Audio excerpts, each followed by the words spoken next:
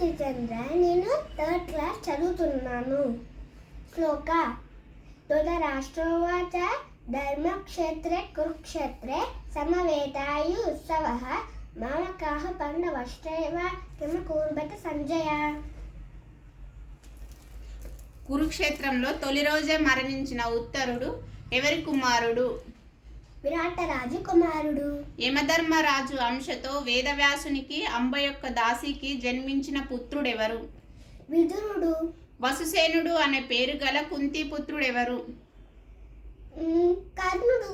సుభద్ర అర్జునుల కుమారుడెవరు?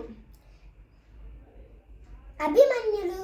ఎవరి అనుగ్రహం వలన కుంతి అర్జునునికి జన్మనిచ్చింది? కుంతి అర్జునుడికి ఇంద్రుడి అనుగ్రహం వల్ల జన్మించింది. ధర్మరాజు అసలు పేరేమిటి? ధర్మరాజు అసలైన పేరు యుధిష్ఠరుడు. దుర్యోధనుడు చేసిన యాగం పేరేమిటి?